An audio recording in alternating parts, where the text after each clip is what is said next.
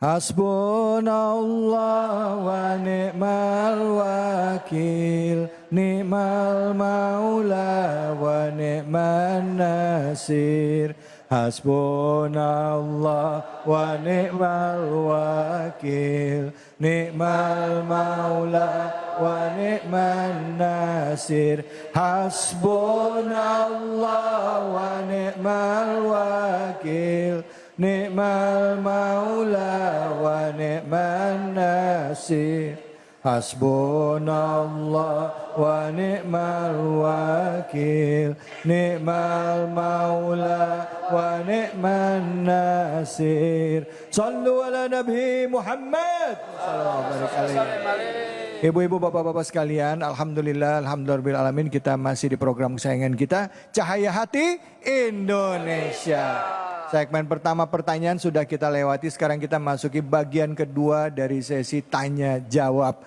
Kalau tadi ibu-ibu sudah nanya, sekarang kita kasih kesempatan sama bapak-bapaknya juga untuk nanya. Tapi sebelum ke bapak-bapak, kita mau minta Bu Ibu dulu untuk nanya ya. Silakan Ibu, angkat tangannya yang mau bertanya, silakan. Oke, baik Ibu, iya boleh berdiri.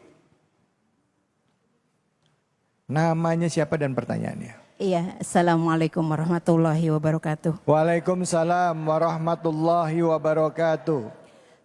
Nama saya Ibu Yuyun, saya dari Majelis Taklim Kelurahan Ciketing Udik. Boleh saya bertanya? Boleh Bu Yuyun. Pertanyaannya adalah dari teman saya sebenarnya. Oh, pertanyaan titipan. Iya, titipan. Iya, bolehkah kita berniat kurban dan akikah dalam satu niat? Oh. Dalam satu kegiatan maksudnya, dengan dua niat. Mungkin itu saja, terima kasih. Ya, lanjut. Iya, wassalamualaikum warahmatullahi wabarakatuh. Waalaikumsalam warahmatullahi wabarakatuh. Jadi satu hewan niatnya kurban dua sekaligus niat. akikah. Iya, oh, gitu. Bolehkah? Bolehkah gitu. Ibu nggak gitu? Enggak. Dia nanya tapi Iya, ini kan titipan. Oh iya. Emang kalau ngomong debat sama ibu-ibu mah salah ya Bu ya? Salah aja host juga. Makasih Bu Yuyun. Iya, terima kasih. Hatur nuhun. Ustadz Alfian. Jawab. Ustadz, jawab. Ngeri jawabnya. Iya, kadang sama perempuan kita satu kata di 1000 kata. Ya. Silakan Ustadz, fadhal Ustadz. Ibu Yuyun. Ya. Masya Allah. Digabungin ya. Jadi satu ekor kambing buat kurban sama buat akekah. Bu, Iya. emang temennya sih siapa sih temennya? Kayaknya masih sama yang tetangga yang tadi juga itu. Yang 3 sapi tiap tahun itu kayaknya. Kayaknya yang nanya ini tetangganya nih. Jadi muter-muter aja situ. Iya, jadi pertanyaan sebenarnya yang saya tadi simak itu nggak ada yang dari diri sendiri. Iya, tetangganya lah, temennya lah nitip nanya. Iya, pokoknya gini aja Bu. Kita bicara mengenai waktu saja. Kalau ibadah kurban sudah ada waktunya, sudah ditentukan Bu. Ya, di tanggal berapa?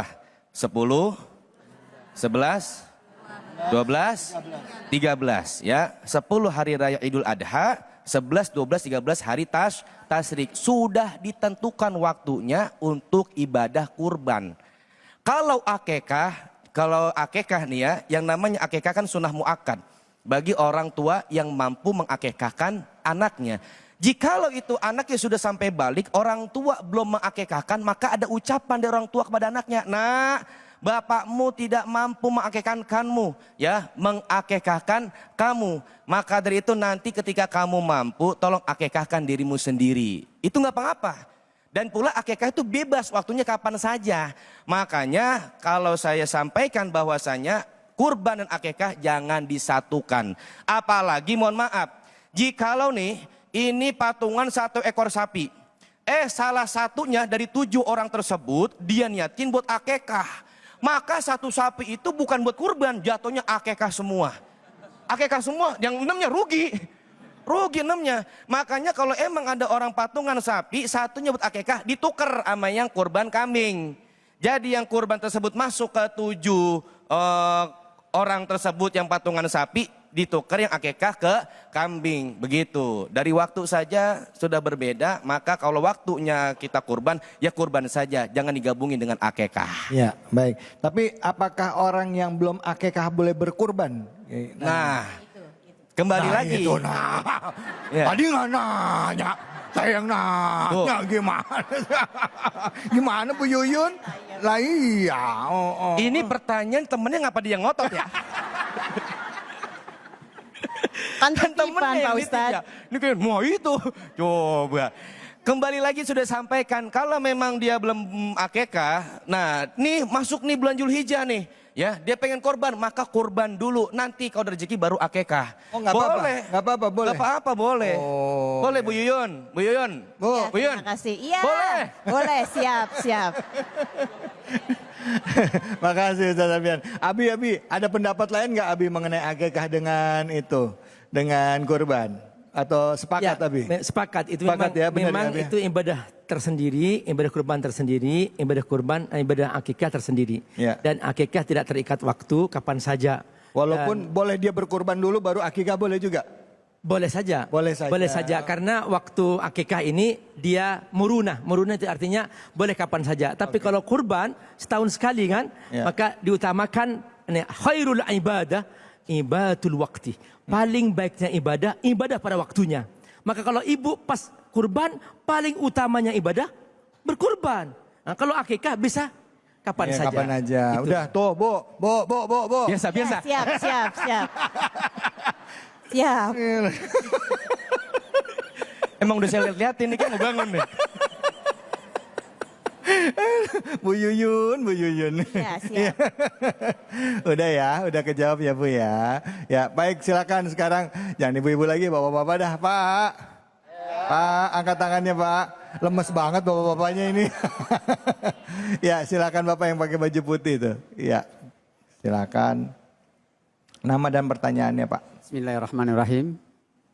Assalamualaikum warahmatullahi wabarakatuh. Waalaikumsalam warahmatullahi wabarakatuh. Perkenalkan nama saya Yumar Hadi, warga Tamarahayu RT 07 RW 08. Ya. Yang ingin saya bertanya Ustadz, kenapa hewan kurban itu harus jantan? Bolehkah diganti dengan betina? Oh iya. Terus yang ketiga mungkin bagaimana cara yang sebenarnya cara menyembelih hewan kurban biar lebih sempurna? Oke. Terima kasih, itu aja Baik, Ustadz. terima kasih banyak Bapak. Pertanyaannya ada 2 tapi jawabannya panjang Pak. Iya. Yang keduanya, yang pertama dulu ya. Pertama Abi silakan Assalamualaikum Abi. warahmatullahi wabarakatuh. Waalaikumsalam warahmatullahi wabarakatuh. Terima kasih Bapak. Boleh kenapa hewan kurban itu harus jantan? Boleh nggak betina? Itu satu. Terus kedua, kalau untuk proses penyembelihan hewan kurban itu gimana caranya? Karena kan nggak jarang kita lihat ya fenomenanya ya Bu ya. Bu. Ya. Ada baru mau dipotong, sapinya kabur. Ada baru mau dipotong, masuk ke dalam kolam, ketakutan. Nah itu gimana sih yang benernya gitu. Ya. Mungkin ketakutan ngelihat yang lainnya dipotong, dia juga mau dipotong. Silakan Abi Fadl. Tidak ada ketentuan bahwa hewan kurban itu harus jantan. Jadi hewan kurban itu boleh jantan, boleh juga betina. Kalau semuanya harus jantan nggak cukup Pak. Kita butuh banyak yang disembelih ini.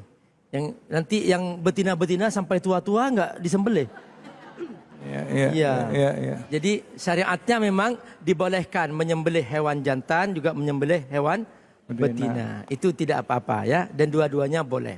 Terus kemudian cara menyembelihnya, Nabi telah memberikan aturan.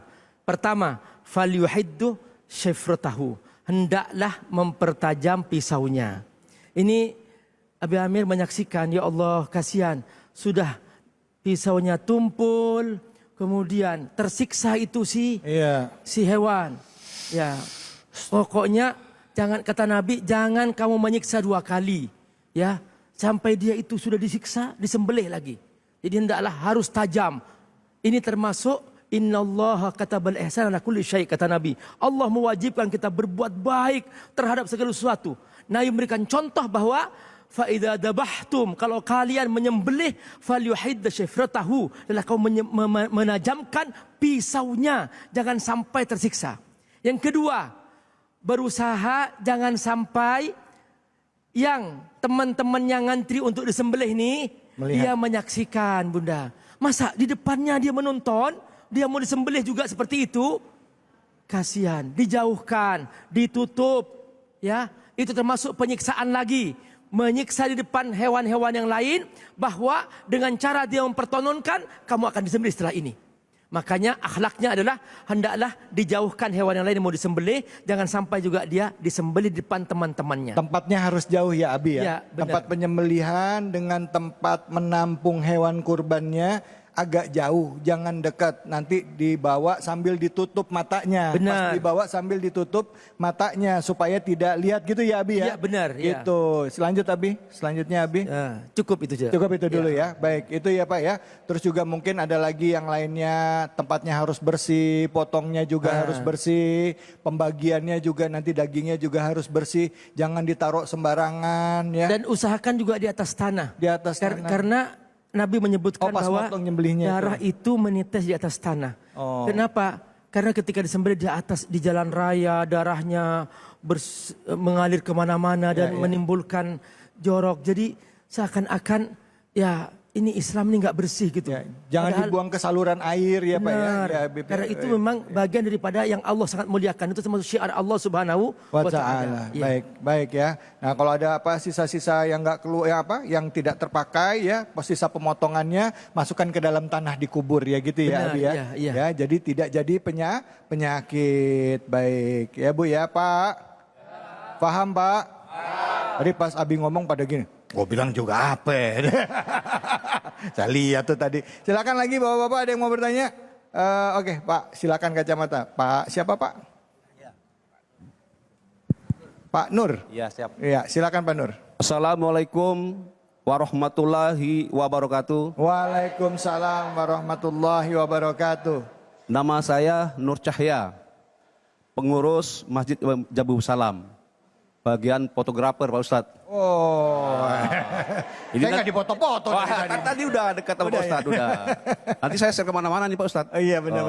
Silakan. Ini izin Pak Ustadz mau bertanya, tapi agak panjang, boleh nggak panjang? Boleh, tapi pertanyaannya dikit, pendek. Pendek.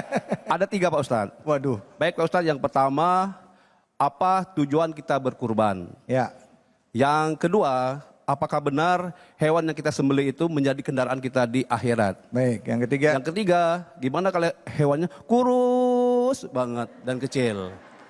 Ya, itu aja Ustaz. Assalamualaikum warahmatullahi wabarakatuh. Waalaikumsalam warahmatullahi. Makasih banyak Pak Nur. Siap. Soalnya pas lagi nyari-nyari, adanya cuma itu doang satu hewan kurbannya. Nyisa itu doang yang Kecil. kurus. Ya udah, oke, makasih banyak Pak Nur. Siap.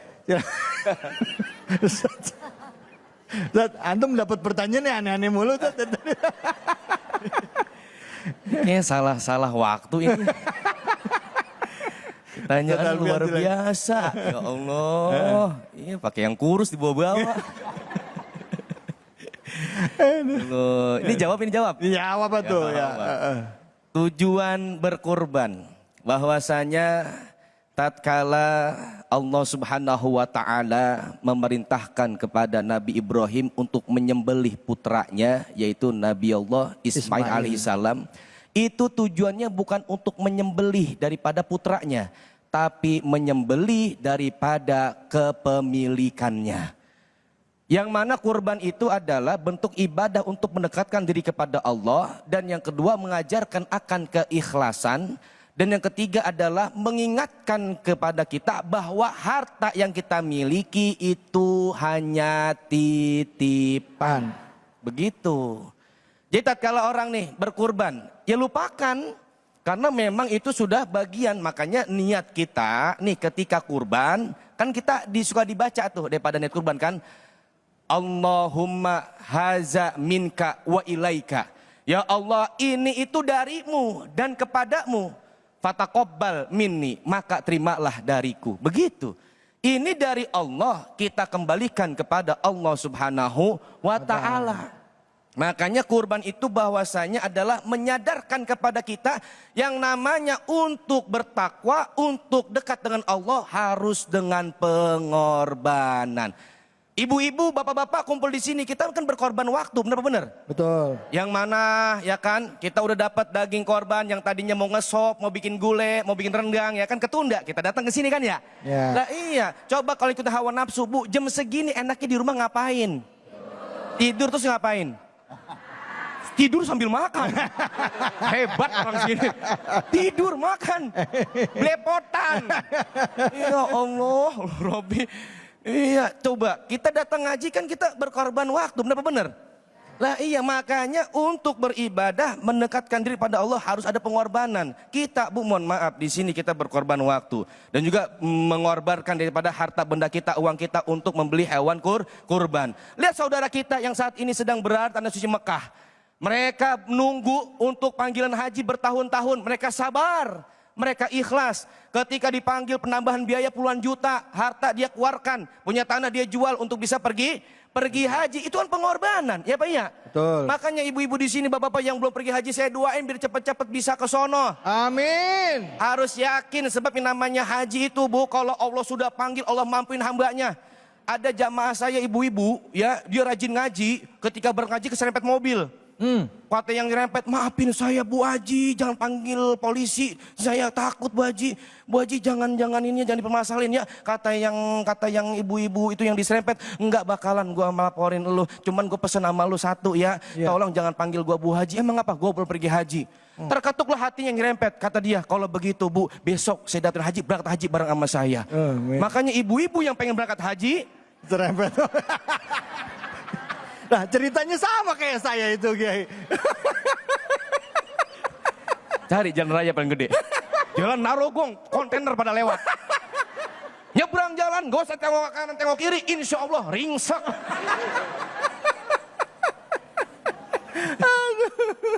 Masya Allah.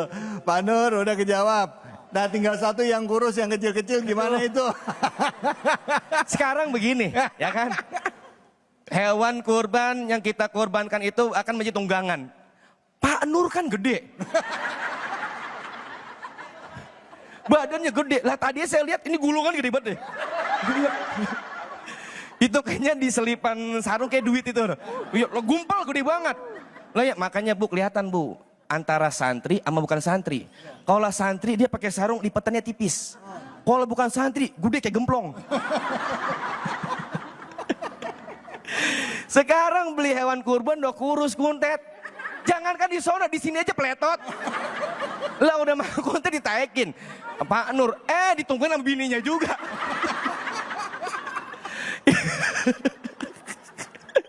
Habis tuh itu kambing itu pada gempor ngesrot. Ya Allah. Ya Allah, untuk Allah berikan yang terbaik, Pak. Iya, untuk Allah berikan yang terbaik. Kadang-kadang mohon maaf kalau ke mall kita bawa duit 100.000, kira-kira gede apa kecil? Ke masjid bawa duit 100.000 gede apa kecil? Gede. Kalau ke masjid nih bawa cuma 2.000. Iya, kotak amal lewat masukin 2.000, dia ngomong, ya Allah masukin hamba ke sorga, kata malaikat, sorga 2.000. Ya Allah, ya Karim. Masya Allah, makasih Ustaz. Pak Nur, udah kejawab ya Pak ya? Udahlah, ya Allah. Masya Allah, baik. Masya Allah, jangan. Aduh, sampai habis napas saya nih. Habis ini kita belajar ngaji ya sama Kiai Munawir Ngajir. Jangan kemana-mana, tetap di Cahaya Hati Indonesia.